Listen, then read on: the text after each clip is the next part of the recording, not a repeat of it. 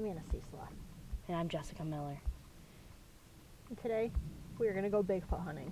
We are searching for Sasquatch. Bigfoots are elusive creatures, usually about 6 to 8 feet tall, that inhabit wooded areas.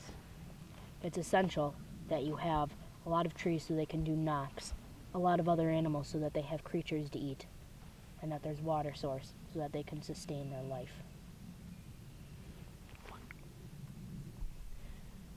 We think that there are Bigfoots here. We've been tracking them. We're going to show you some things we've found. There's been a lot of squatchy activity in the area lately.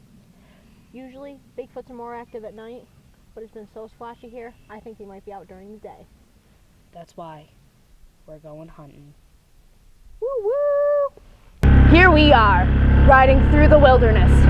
There's Anna, on ATVs, because it is well known that Bigfoots are completely and totally curious creatures.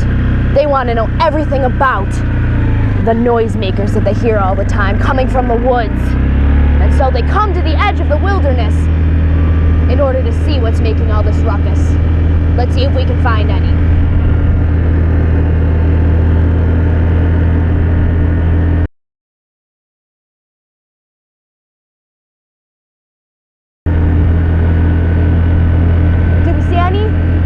Not today. We'll have to try again later. What we have found here is a Bigfoot nest. Now, Sasquatches like to live with their young and keep them protected from wild predators and maybe even other Sasquatches who are trying to become the dominant of the families. So we think that this is where a baby Sasquatch and her mother would live.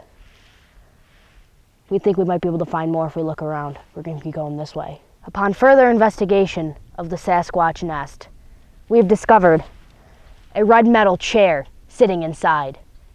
Sasquatches are very resourceful, so they must have robbed this from a nearby house, maybe even a tree stand. We think that the Sasquatches like to sit here, watch out for things that they can use to eat, or even maybe just enjoy a nice summer day. We have found some Sasquatch droppings. Sasquatches usually eat small game, such as rabbits and groundhogs. And these droppings are covered in fur, which makes sense because what they eat is cute, adorable little animals, right? You can see here, next to Sasquatch footprint, we have found a juvenile Scotch print.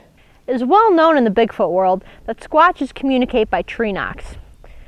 It's loud enough that they can reach each other from miles around, but then again, if their buddies are like around the corner, they can hear them too. I found the perfect stick here to use for a tree knock. Let's see if we get any answers.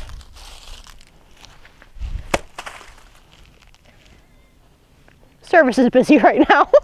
Our first attempt at a tree knock was a little bit rough, but I found a bigger and better stick, so hopefully this time we'll be a little bit more successful.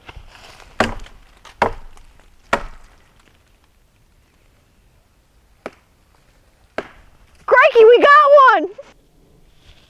This is a hole in a tree.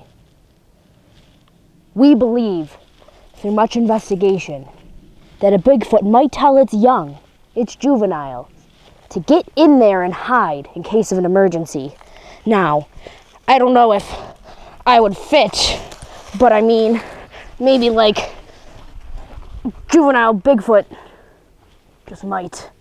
What we have found here is the water source, and this is essential if you are to have a Sasquatch population in your area, because without a water source, they are unable to have anything to drink. They are unable to have water to extinguish fires if they were need to cook something, and they are unable to wash their juveniles. Nobody likes a dirty Squatch. It is a well-known fact in the Bigfoot world that Squatches often communicate by howling. Usually it's done in the dead of night because that's when Squatches are most active, is in the evening to late hours of the night.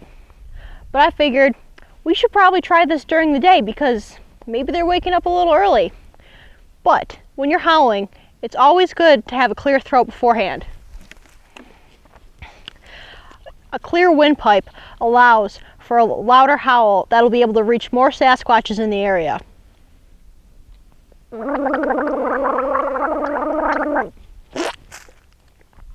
Perfect. Ready to go.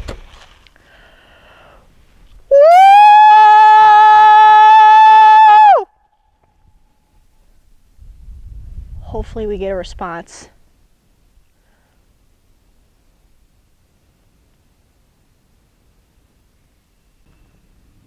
It's been a successful Bigfoot hunt today.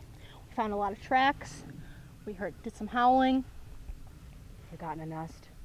and we found a water source that the Bigfoots could live near. All of these are very essential to the Sasquatch population, and that's why we believe that there are Sasquatch in these woods. It's a very squatchy area. There could be anything out there. From the wilderness, I'm Jessica Miller. And I'm Anna Ciesla. Good night, everybody.